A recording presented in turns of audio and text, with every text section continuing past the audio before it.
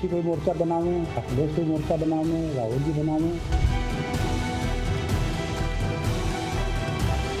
UP में हम हमारी बहन पल्लवी पटेल के साथ हैं। उत्तर प्रदेश का जो मुस्लिम मतदाता है वो बिल्कुल जागरूक है। बड़ी जिम्मेदारी से इस बात को कह रहा हूं कि मसला ओवैसी नहीं है।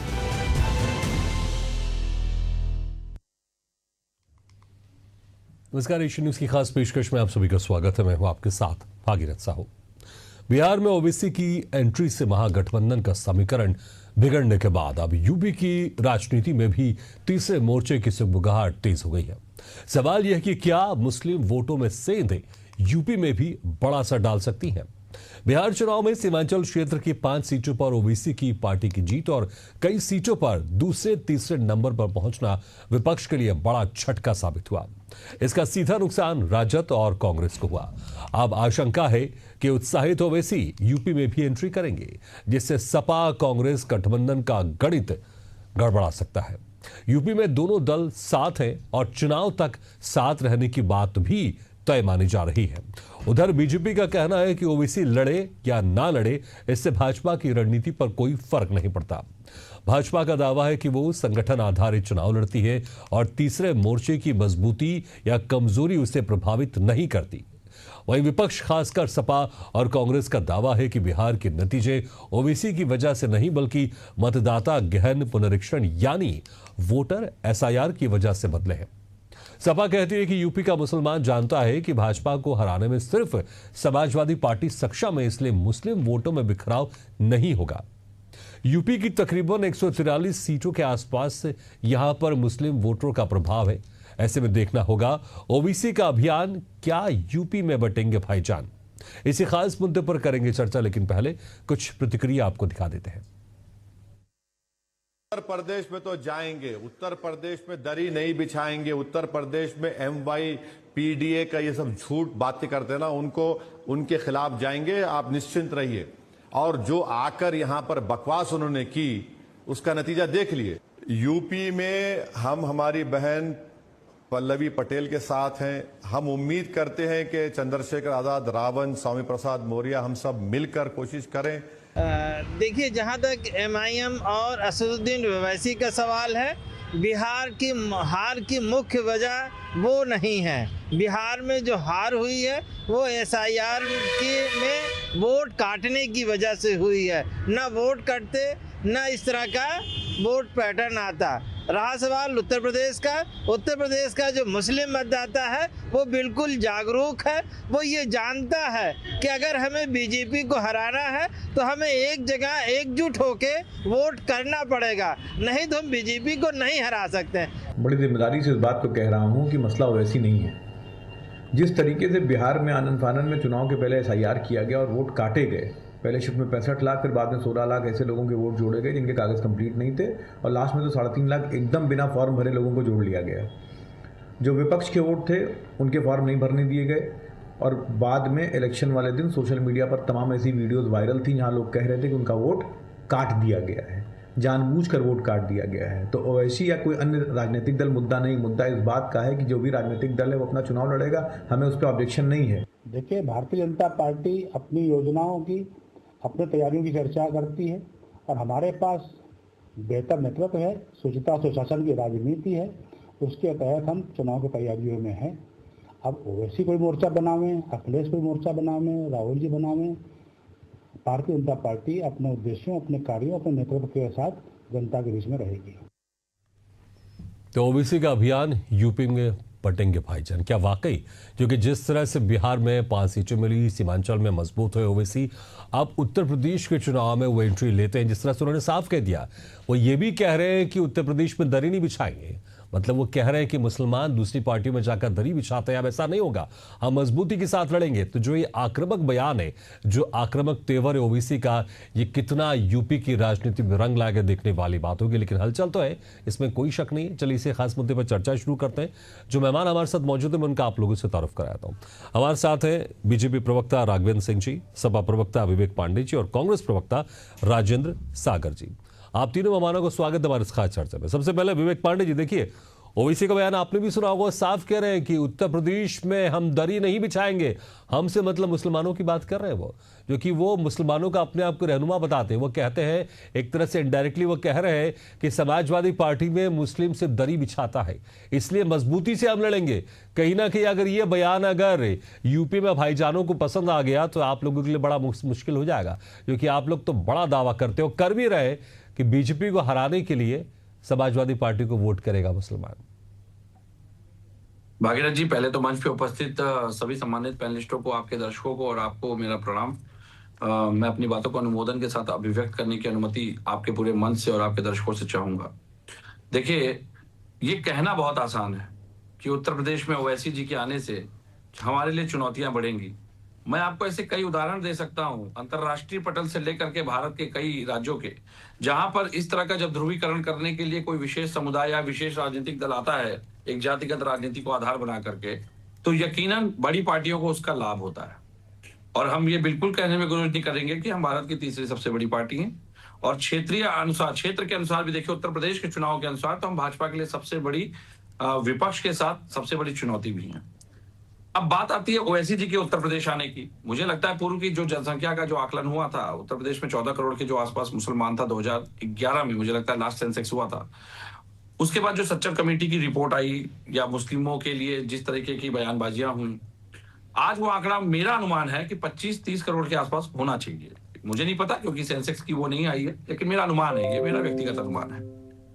आपको याद होगा आदरणीय अखिलेश यादव जी के कार्यकाल में जब हम मुस्लिम योजनाओं को चलाते थे, जैसे गरीब लड़कियों और मुस्लिमों की शादी के लिए हमने चलाया हमारी बेटी उसका कल योजना, जिसमें हाई स्कूल पास मुस्लिम लड़कियों को उच्च शिक्षा या शादी के लिए 30,000 की सहायता दी जाती थी, वो अब 20,000 है। वर्तमान सरकार उसको 20,000 में चला रही है। हमने सरकारी योजनाओं में अल्पसंख्यक समुदाय को 20% लाभ दिलाने का पूरा प्रयास किया, जिसमें कि अब कोई योजना नहीं है। सबका साथ सबका विकास चुनाव के पहले, और उसके बाद जैसे चुनाव जीत जाएंगे, कटेंगे तो बटेंगे पे आ जाएंगे। तो मुझे लगता है कि मुस्लिम समाज तय करेगा, ये हमें कोई आपत्ति नहीं है। बिल्कुल हमारे लिए तो ये एक अवसर है, ओवैसी जी के आने से हमारे लिए एक अच्छा अवसर यहाँ पे स्पष्ट रूप से खुलेगा, क्योंकि भाजपा तो स्वयं स्वीकार करती है कि वो मुस्लिमों को मुख्य धारा से जोड़ने में विश्वास तो करती नहीं है। मुस्लिम नेतृत्व को भाजपा ने, अगर आप बिहार चुनाव का ही उदाहरण वृत्तांत ले लीजिए, बताइए बिहार चुनाव में कितने मुस्लिम प्रत्याशियों को इन्होंने टिकट देकर के विधानसभा लाने का प्रयास किया, या मुख्य धारा से जोड़ने का प्रयास किया, या मुस्लिम नेतृत्व को मजबूती देने का प्रयास किया कि वो समाज जाग सके, मुस्लिम वर्ग जाग सके। लेकिन एक बात जरूर कहूंगा, आज जिस तरह से मदरसों पे भाजपा आक्रामक है, आपको याद होगा योगी जी के पहले कार्यकाल में 400-450 करोड़ का बजट था मदरसों के आधुनिकीकरण का। अगर आधुनिकीकरण हुआ तो आज मदरसे संदिग्ध दायरे में क्यों आ रहे हैं? वो 400 करोड़ का बजट कहां गया? इस पे भी प्रश्न होना चाहिए, इस पे भी बात होनी चाहिए। मदरसों के लिए विशेष प्रावधान किया गया था आधुनिकीकरण का, वो पैसा कहां गया? देखिए, बजट की घोषणा तो हो जाती है, लेकिन काम जमीन पे दिखाई नहीं देता। तो मुझे लगता है बात इस पे भी होगी। और सबसे बड़ी बात है, ओवैसी जी, बिल्कुल स्वागत है ओवैसी जी का। ओवैसी जी ने जो बयान दिया, आप जब इस तरह की बातों को लेकर बीजेपी पर आरोप लगाते हैं आप, लेकिन अब आपको यहां पर असदुद्दीन ओवैसी का आपको सामना करना पड़ेगा, क्योंकि हमने देखा है जिस तरह से 5 सीटें बिहार में जीती हैं, और जब पिछले बार जब चुनाव हुआ तो कहीं ना कहीं ऐसी बहुत सारी सीटें थी, क्योंकि पिछले बार बहुत ही नेक टू नेक फाइट थी बिहार में, कहीं ना कहीं बहुत बड़ा असर भी था ओवैसी। और अगर यहां पर भी कोई ऐसे नेक टू नेक फाइट होती है तो उस वक्त तो बड़ा नुकसान हो सकता है ना आपका। अगर कुछ सीटें ओवैसी के कारण कम हो गई और नेक टू नेक फाइट में कुछ सीटों से आप रह गए, तब तो अफसोस होगा ना आपको। तो सीट टू सीट वोटिंग का पैटर्न जो ओवैसी जी चलाते हैं, सीट टू सीट का जो वोटिंग पैटर्न उनका है, वो हमारे लिए एक अवसर के समान है। मैं तो बड़े स्पष्ट रूप से कहता हूं कि अगर मुस्लिम मतदाताओं की बात की जाए, केवल मुस्लिम मतदाताओं की, तो ना हमारे लिए ओवैसी जी चुनौती है, ना हमारे लिए भाजपा चुनौती है। भाजपा चलिए ठीक है, आप कह रहे हैं चुनौती नहीं। राजन जी पूछ ले। राजन जी देखिए, सभा प्रवक्ता आपके साथी तो कह रहे हैं कि ओवैसी बिल्कुल चुनौती नहीं है, क्या आप भी यही मान के चलते कि ओवैसी बिल्कुल चुनौती नहीं है आप लोग के लिए? देखिए भागीरथ जी, सारी पार्टियां चुनाव लड़ने के लिए स्वतंत्र हैं और हमको कोई फर्क नहीं पड़ता है। जिसको चुनाव लड़ना है वो आए उत्तर प्रदेश में, कोई किसी हमको कोई फर्क किसी से नहीं पड़ता है। ये नैरेटिव जो सेट करा जा रहा है अभी से, समझे, कि ये हो जाएगा वो हो जाएगा, तो ये केवल एक नैरेटिव ही रहेगा, बाकी धरातल पे ये कुछ नहीं है। बिहार उत्तर प्रदेश में बहुत बड़ा अंतर है। बिहार में जिस तरीके से SIR हुआ और 69 लाख वोटर जो इसके वोट काट दिए गए, और जिनके वोट थे भी तो वो वोट डालने के लिए भटकते रहे, उनको वोट नहीं डालने दिया गया। इस तरीके के आपने टीवी पर भी देखे होंगे और खबरों में भी देखा होगा, बहुत तमाम ऐसी दुश्वारियां थी। जिस तरीके से चुनाव आयोग चुनाव करा रहे थे और किसी की कोई सुनने वाला नहीं था, तो ये बहुत सारी चीजें हैं। क्योंकि ये शिकायतें तो देखिए बीजेपी के लोग भी वहां कर रहे थे किस तरीके से जो है, लेकिन ये जो नैरेटिव अभी जो सेट करा जा रहा है इससे कोई फर्क पड़ने वाला नहीं है। और कांग्रेस जो है, आज पूरे देश की जनता जानती है कि अगर बीजेपी को कोई सत्ता से हटा सकता है, संविधान कोई बचा सकता है, लोकतंत्र की कोई बात कर सकता है, तो वो केवल कांग्रेस है। तो कांग्रेस ही एक ऐसी पार्टी है पूरे देश के अंदर। राजन जी, लेकिन उत्तर प्रदेश में तो आप बहुत छोटे भाई हैं। उत्तर प्रदेश में तो आप छोटे भाई, उत्तर प्रदेश में तो ये तो सपा दावा करती है। देखिए ये सब लगता है, और गठबंधन रहेगा तो सब लोग साथ में मिलके लड़ेंगे, समझे? अच्छा, मतलब कि आप अभी भी इसमें सस्पेंस बरकरार है। हमें तो लग रहा था कि आप लोग साथ हैं और साथ रहेंगे, लेकिन आप कह रहे हैं अगर गठबंधन रहा तो साथ मिलकर लड़ेंगे। क्या इसमें भी सस्पेंस अभी बरकरार है क्या? साथ में लड़ेंगे, मैं तो कह रहा हूँ गठबंधन है, साथ में लड़ेंगे। मैं तो ये कह रहा हूँ भाई, जो गठबंधन है वो साथ में लड़ेगा। मैं तो ये कह रहा हूँ उत्तर प्रदेश में चुनाव साथ में लड़ेगा। और ये उत्तर प्रदेश का गठबंधन इतना मजबूत है और इतने मजबूत पार्टियां हैं कि वो किसी के बहकाने से जो है इधर उधर नहीं हो सकता। तो उत्तर प्रदेश में एक मजबूत स्थिति में है, और आज बीजेपी बिल्कुल धरातल पे पड़ी हुई है। उत्तर प्रदेश में बीजेपी हार की कगार पे है। इसीलिए चलिए, फिलहाल तो अभी बीजेपी सरकार में है। फिलहाल तो अभी बीजेपी यूपी में सरकार में। ठीक है राघवेंद्र जी, देखिए बीजेपी अगर ये कहती है तो लगता है कि हाँ ठीक है, वाकई कोई फर्क नहीं पड़ता आप लोगों के ओबीसी चुनाव लड़ रहे कि नहीं लड़ रहे, क्योंकि ऐसा माना जाता कि जितनी मजबूती से ओबीसी चुनाव लड़ते हैं उतना ही फायदा आपको होता है। इसलिए कभी कभी विपक्षी पार्टी ये भी कहते हैं। मैं थोड़ा हैरान हूं कि अभी ना सपा के प्रवक्ता ने ना कांग्रेस के प्रवक्ता ने ओबीसी को बीजेपी की बी टीम कहा, लेकिन अक्सर ऐसा कहा जाता है जितनी मजबूती के साथ ओबीसी लड़ते हैं उतना फायदा आपको होता है। इसलिए आप अगर कहें कि हमें फर्क नहीं पड़ता ओबीसी लड़ रहे कि नहीं लड़ रहे, लेकिन विपक्षी पार्टियां सपा भी कह रही है, कांग्रेस भी कह रही है, क्या वाकई ये उनको वाकई फर्क नहीं पड़ता, या फिर अपने आप को एक यहां पर एक थोड़ा सा कॉन्फिडेंस देने की कोशिश की जा रही है कि ठीक है ओबीसी आ रहे, कितना फर्क पड़ेगा तो चुनाव के बाद होगा, लेकिन क्या आपको भी वाकई फर्क नहीं पड़ता कि आप चाहते हैं कि ओबीसी मजबूती से लड़े? देखिए भागीरथ जी, पूरा उत्तर प्रदेश की जनता जानती है। आज की तारीख में सोशल मीडिया के जमाने में किसी को बरगलाना, किसी को बेवकूफ बनाना, ये हमें लग रहा है कोई समझ से परे है। चुनाव लड़ेंगे ओवैसी जी, किसको फर्क पड़ेगा? ये हमारे समाजवादी पार्टी के प्रवक्ता भी बेहतर जानते हैं, कांग्रेस के प्रवक्ता भी बेहतर जानते हैं।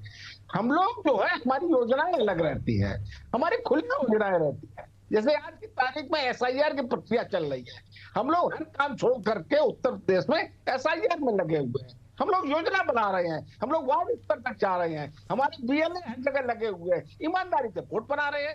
अभी हमारे समाजवादी पार्टी के मित्र और कांग्रेस के मित्र लंबी लंबी बातें छोड़ रहे थे। SIR में ये बिल्कुल नदारद है, कहीं दिखाई नहीं पड़ रहे हैं। बिहार में ये लोग गाना गा रहे हैं, इतने वोट कट गए, ये हो गया वो हो गया। अरे भाई, संवैधानिक व्यवस्थाएं दी हुई है, देश की जनता को बेवकूफ समझ रखा है। भाई 45 दिन की व्यवस्थाएं हैं, अगर कोई गलत काम हुआ है, चुनाव आयोग ने किया है, आप उनके ऊपर आरोप लगाइए, उनसे मांगिए। अभी तो ये लोग कहीं कुछ नहीं कर रहे हैं। अगर कोई समस्या हो तो हाई कोर्ट जाइए, सुप्रीम कोर्ट जाइए, हर दरवाजा खुला है। सिर्फ टीवी चैनलों में बैठ करके भारतीय जनता पार्टी को घेरना, चुनाव आयोग को घेरना, ईवीएम को घेरना, संवैधानिक संस्थाओं पर आरोप लगाना, यही इनका काम रह गया है। कांग्रेस के उत्तर प्रदेश में कितनी सीटें हैं? उत्तर प्रदेश में 2 सीटें हैं। तब ऐसी बातें भाई, आपके आगे आने वाले समय में 2 सीटें भी नहीं आने वाली है। समाजवादी पार्टी की क्या स्थिति है? समाजवादी पार्टी के अखिलेश यादव तब मुख्यमंत्री बन गए थे जब माननीय मुलायम सिंह यादव ने इनको मुख्यमंत्री बनाया था। उसके बाद इनका क्या परफॉर्मेंस रहा? कोई बेहतर परफॉर्मेंस उतना ज्यादा नहीं रहा है। भारतीय जनता पार्टी, हम लोग ईमानदारी से काम करते हैं, बिल्कुल लड़ते हैं, लेकिन चुनाव समीकरण का खेल होता है और उसी के हिसाब से आप लोग टिकट भी देते हैं। इसमें तो कोई शक नहीं है। जिस तरह से आप लोग टिकट डिस्ट्रीब्यूट करते हैं, जहां पर जौन सी जाति का ज्यादा संख्या रहती है उसके हिसाब से आप लोग टिकट देते हैं, तो चुनाव समीकरण का तो होता है ना, इसमें कोई शक नहीं है। तो कहीं ना कहीं अंदरूनी तौर पर आप लोग खुश तो होते होंगे, ठीक है ओबीसी आ रहे हैं, मजबूती से लड़ेंगे तो इसका यहां पर सीट में हमको फायदा हो सकता है, इतने वोट ओबीसी को जा सकते हैं, सारे समीकरण तो बिठाते होंगे आप लोग ना।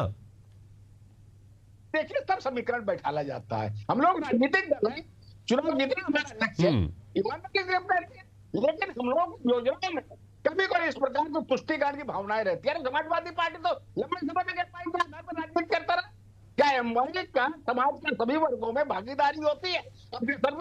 ठीक है, एक शब्द आपने इस्तेमाल किया, ठीक है, एक शब्द आपने इस्तेमाल किया, तुष्टिकरण। विवेक पांडे जी देखिए, बीजेपी आपके ऊपर तुष्टिकरण का आरोप लगाती है, तो वहीं ओवैसी साहब कहते हैं कि हम दरी नहीं बिछाएंगे, तो वो वहां पर वो कह रहे हैं कि ठीक है बीजेपी तो सीधे तुष्टिकरण का आरोप लगा रही है कि आप तुष्टिकरण कर रहे हैं मुसलमानों को लेकर, लेकिन ओवैसी एक ये भी आरोप लगा रहे हैं कि भैया कि आप लोग एक तरह से मुसलमानों का इस्तेमाल कर रहे हैं सिर्फ वोट बैंक के लिए, इसलिए वो शब्द का इस्तेमाल कर रहे हैं कि हम दरी नहीं बिछाएंगे, हम पूरी मजबूती से लड़ेंगे। तो दोनों तरफ से यहां पर घेरा जा रहा है। और देखिए वैसे भी अगर बंगाल में देखा जाए तो बंगाल में वहां पर ममता बनर्जी के साथ है, क्योंकि बीजेपी को हराने के लिए ममता बनर्जी के साथ वहां पर मुसलमान खड़े रहते हैं, जो अभी आंकड़े आए उसके हिसाब से कह सकते हैं, ठीक है। अब उसमें विवाद हो सकता है या चर्चा हो सकती है। उसी तरह से सिर्फ यहां पर आप बीजेपी को वोट ना दीजिए इसलिए सिर्फ हमको वोट दीजिए, ये डरा डरा कर आपको लगता है, क्योंकि ओबीसी तो वहां पॉजिटिव खेल रहे हैं, ओबीसी तो कह रहे हैं कि आप हमारे साथ आइए मुसलमान, हम आपको मजबूत बनाएंगे, हम आपको अपनी पार्टी में दरी बिछाने के लिए नहीं रखेंगे। और यहां पर आप डरा कर आप वोट लेना चाहते हैं मुसलमानों का कि आप बीजेपी को हराना है इसलिए सपा को वोट दीजिए। तो एक तरफ ओबीसी मजबूती की बात कर रहे हैं, एक तरफ यहां दोबारा आप यहां पर आप डराने की बात कर रहे हैं। तो आपको लगता नहीं कि अगर मुसलमान इस चीज को समझ जाए तो ओबीसी और मजबूत हो सकते हैं? क्योंकि अगर कुछ आंकड़े मेरे पास हैं, देखेंगे अगर पिछली बार 0.49% पिछली बार वोट प्रतिशत था ओबीसी का, बहुत कम था इसमें कोई शक नहीं है, लेकिन उसके पहले के चुनाव के मुकाबले में 0.25% की बढ़ोतरी हुई है। मतलब जो पहले चुनाव लड़े थे उसके मुकाबले उनके जितने वोटिंग प्रतिशत था उसमें आधे से ज्यादा बढ़ोतरी हुई है, तो वो बढ़ रहे हैं, इसमें कोई शक नहीं। इस बार वो कितना बढ़ेंगे ये भी देखने वाली बात होगी, लेकिन बढ़ तो रहे, मजबूत तो हो रहे हैं। अगर ओबीसी की बात अगर मुसलमानों को भा गई तो आप जरूर कमजोर होंगे।